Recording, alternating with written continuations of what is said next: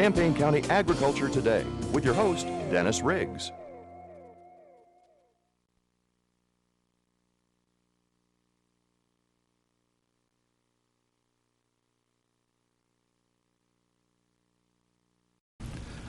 Hello and welcome to Champaign County Agriculture Today. My name is Dennis Riggs and I'm your host for the next few minutes as we explore some very interesting topics that affect us here in East Central Illinois.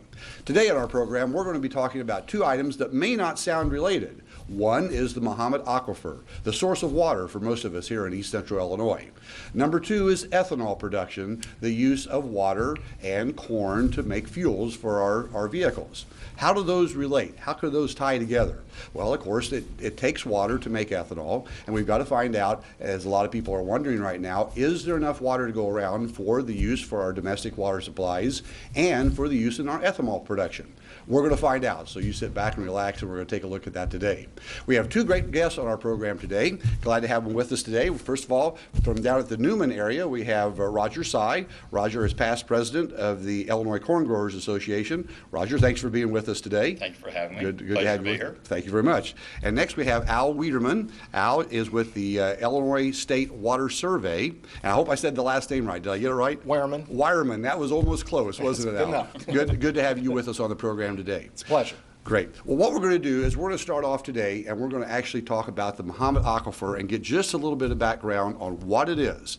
It's such an important source of our water supply here in East Central Illinois, and a lot of people don't see it because it's underground. It's underground. That's right. Al, we're going to start right off with our first slide, which is our slide number 2 here today, and we're going to take a look at a map, and there it is. Explain the expanse of that. Is there a river going through there, Al? Just what are we looking at? Okay.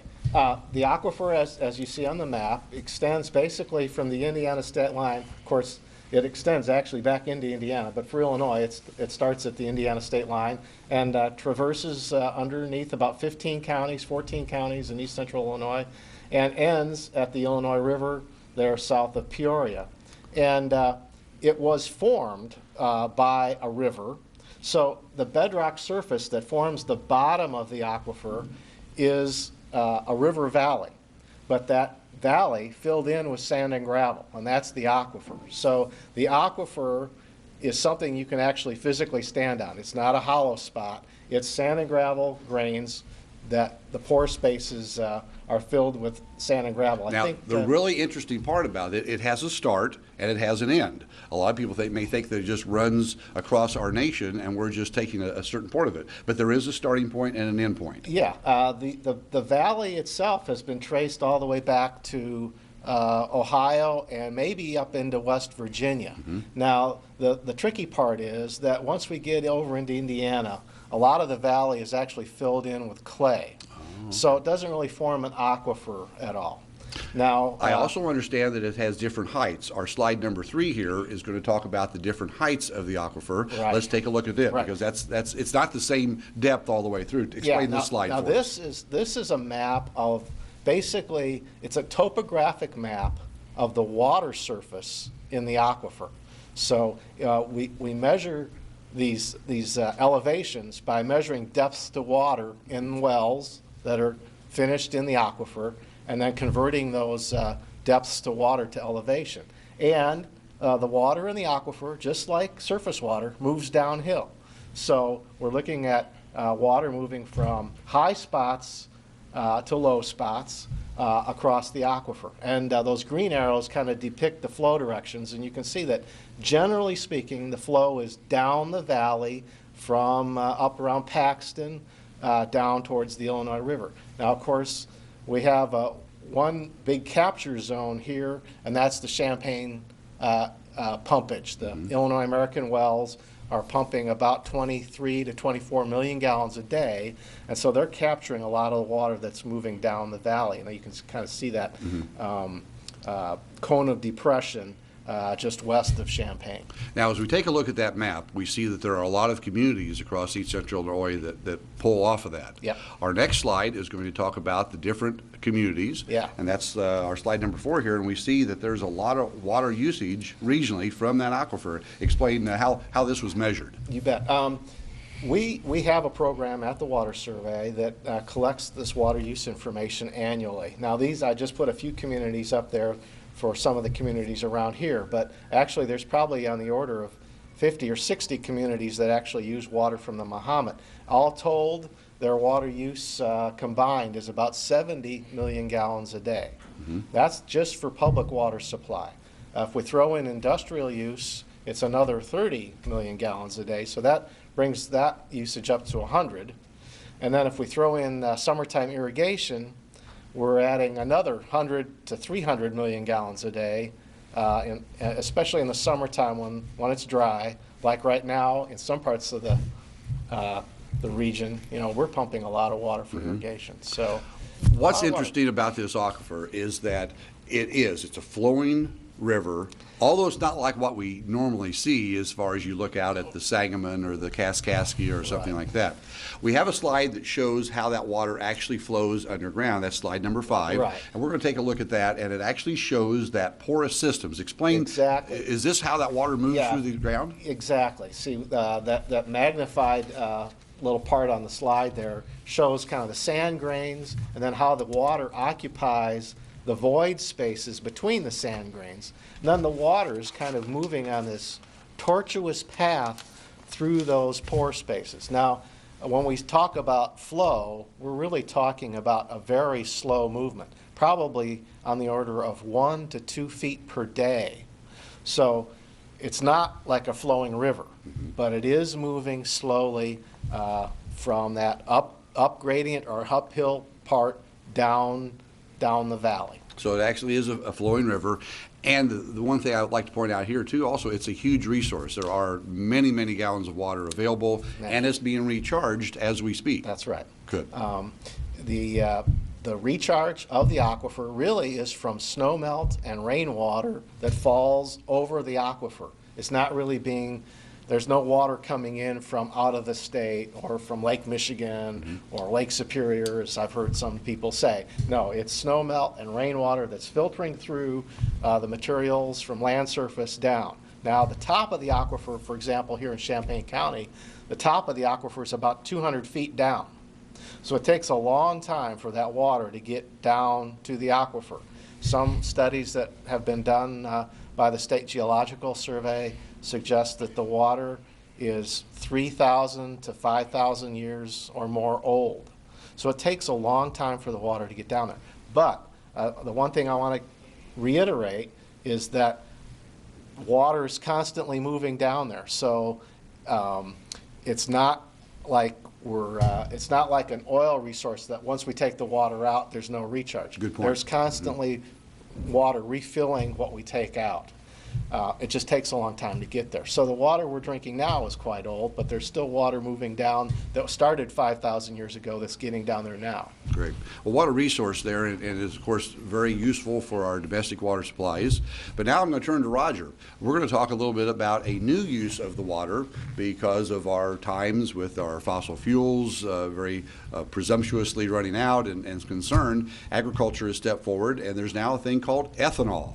And ethanol is a biofuel. Well, Roger, let's just turn to you. You've been around the ethanol business for a long time and have done a lot of research. Define for us what ethanol is and where it comes from. Well, ethanol has been around for quite a few years. Like you say, it goes clear back into history. But in recent years, as we started seeing different problems with Clean Air Acts being passed years ago and different government agencies working on these problems, we decided we could probably do something domestically ourselves. So ethanol really came into being then, and corn at the time, being as plentiful as it was and the price was definitely cheaper, was a good source to use to start working on this problem.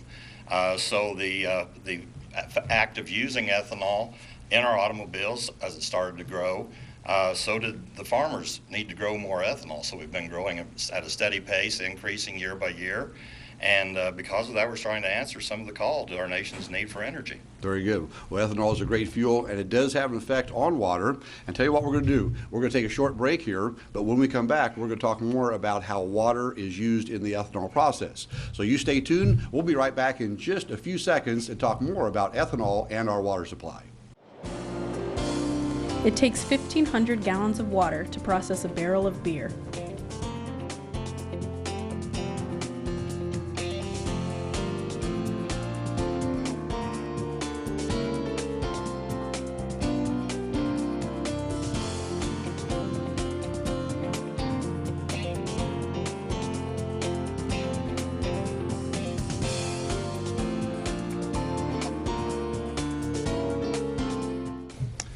Welcome back to our program. Glad you're watching about this great resource called the Mahomet Aquifer and ethanol, and how those water resources and the production of ethanol is good for all of us.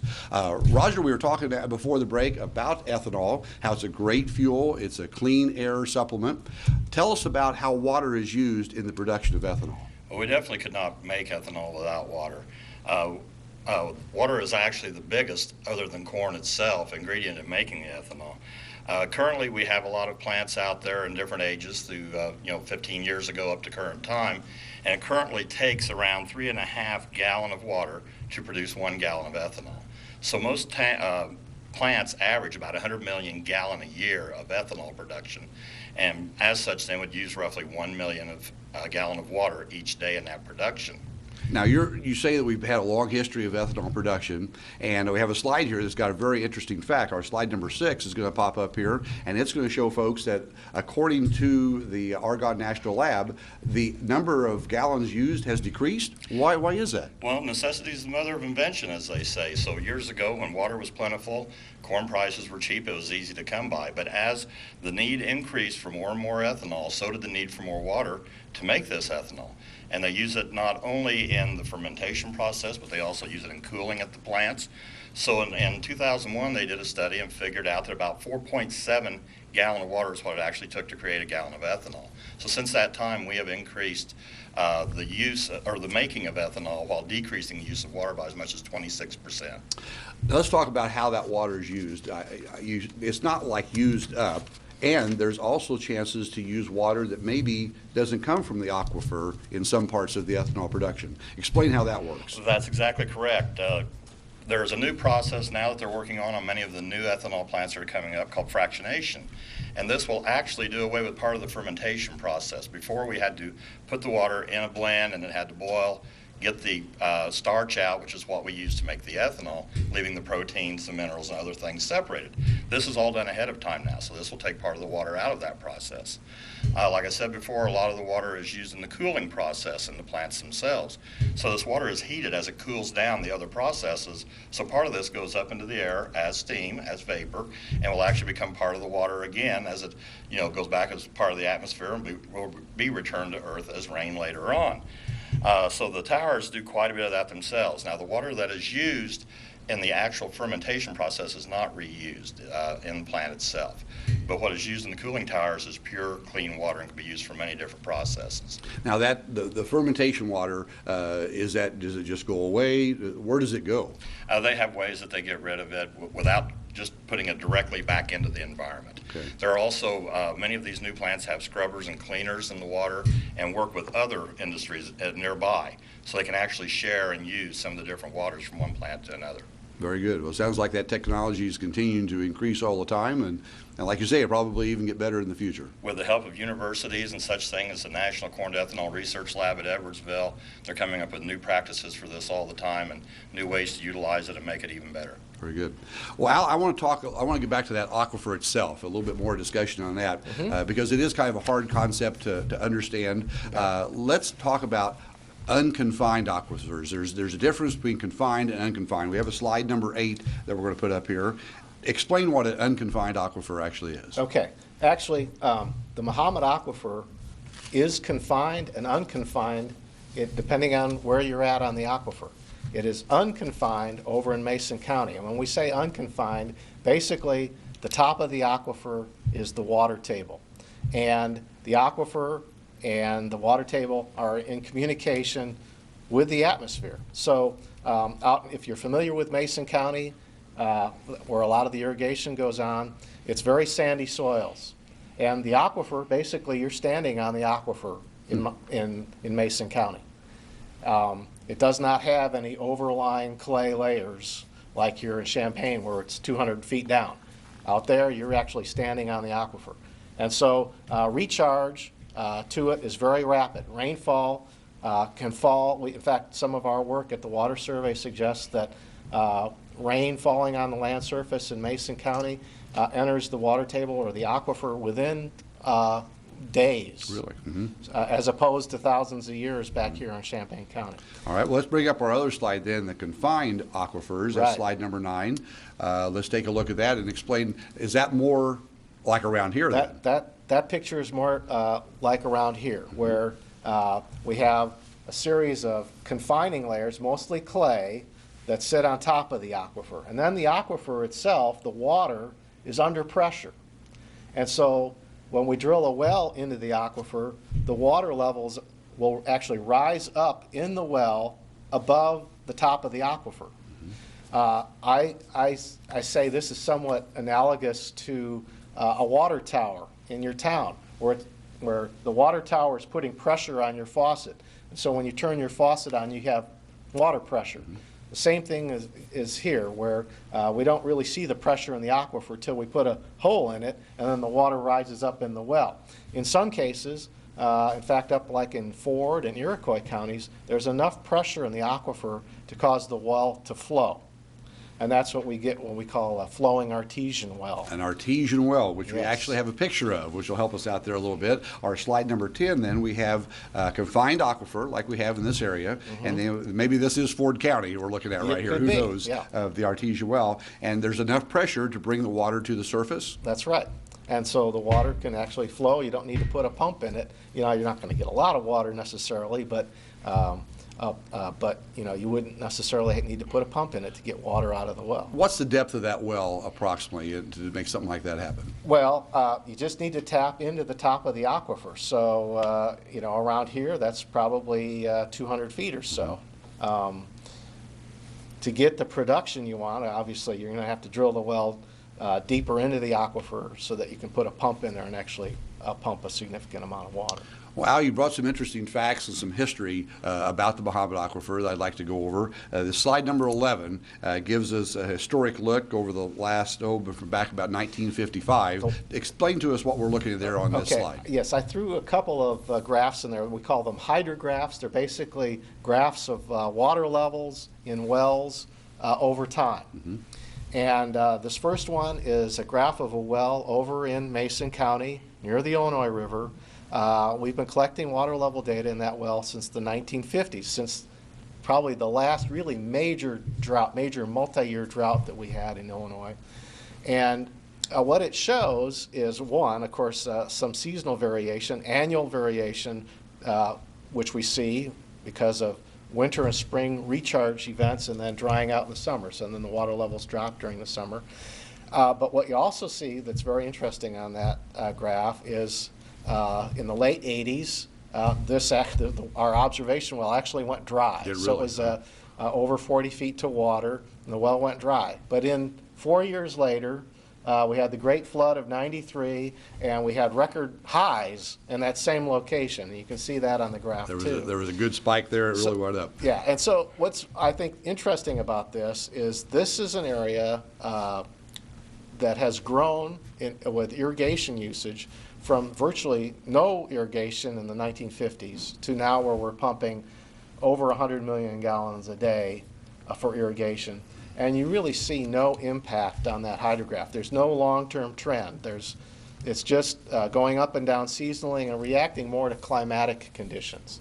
Now the next one. Our next slide. This is one that I'm going to let you pronounce and everything because it's got a really big word in it that I'd like for you to hit as our expert. Okay. Our slide number 12. Yeah, that's the potentiometric head, or the what we call the pressure head.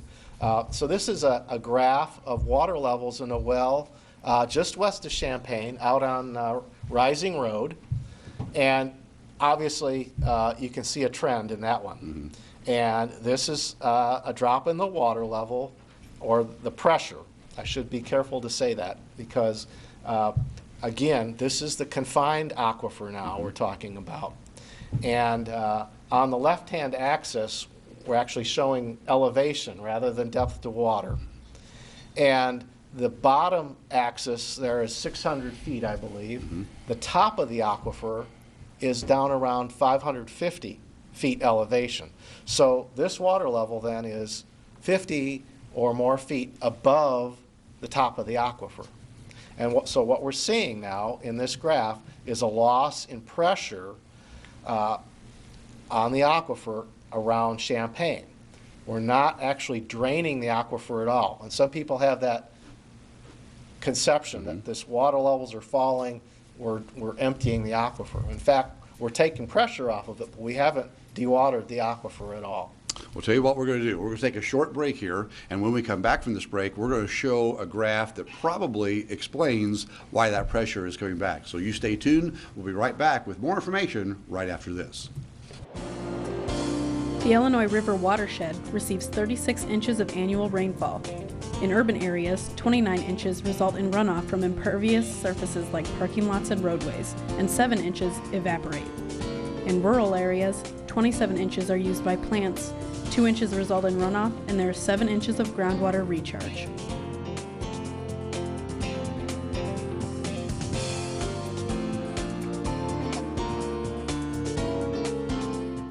Welcome back. Glad you stayed tuned to our program about water use and ethanol. We talked just a little bit before the break about the pressure of the aquifer going down slightly.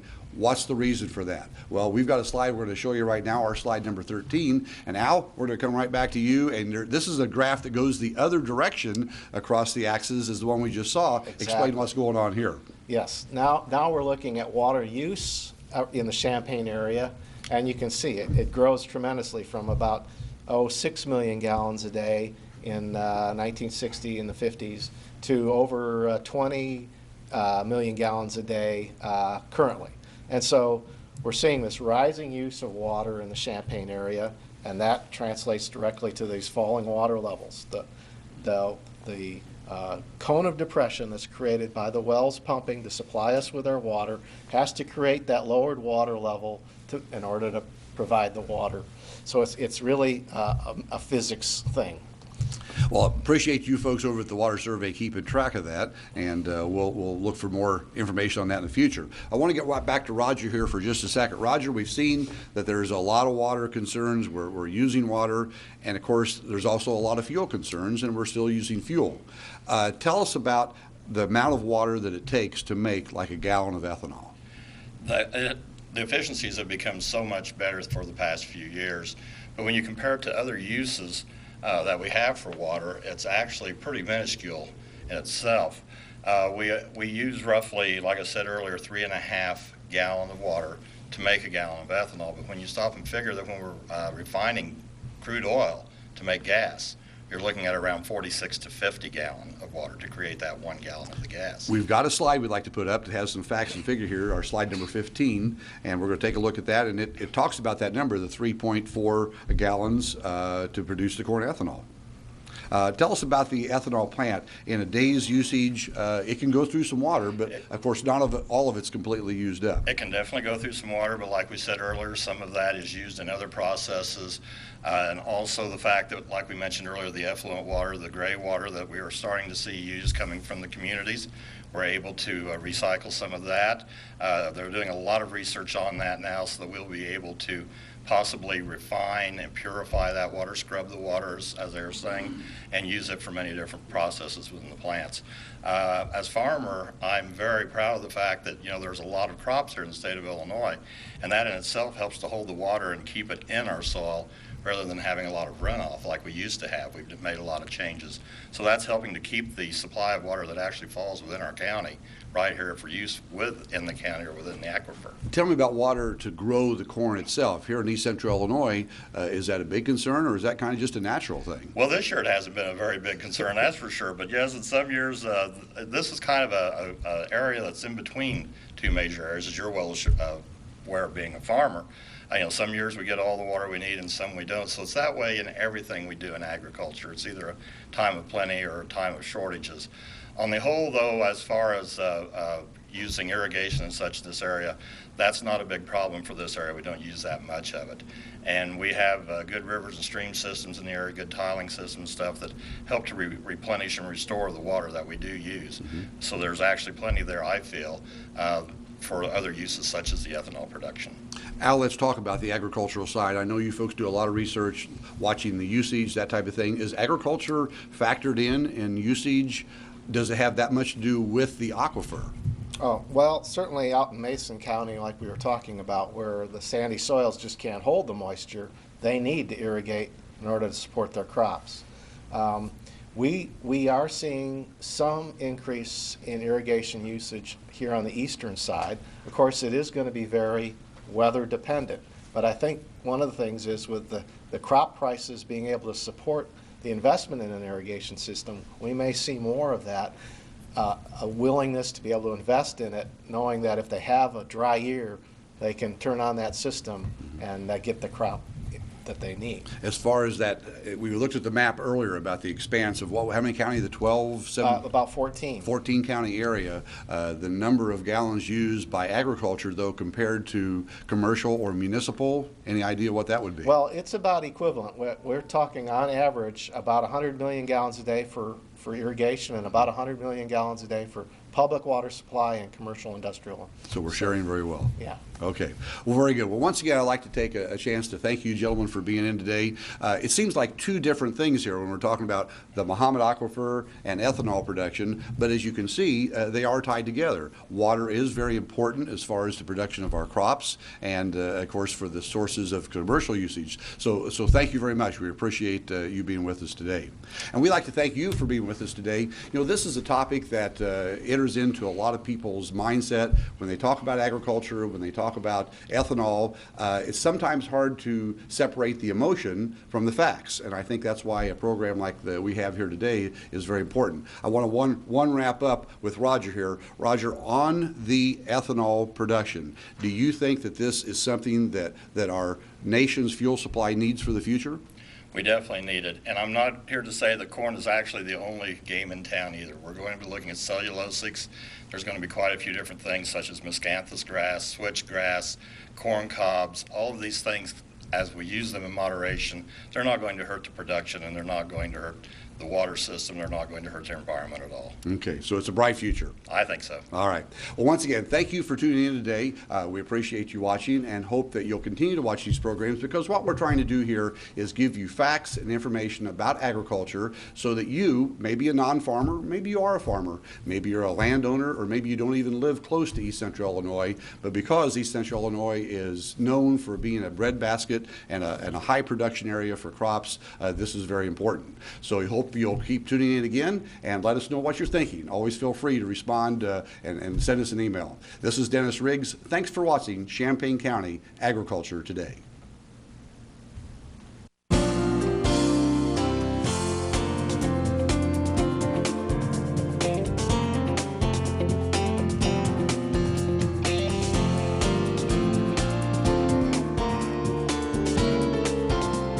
Champaign County Agriculture Today is brought to you by Champaign County Farm Bureau.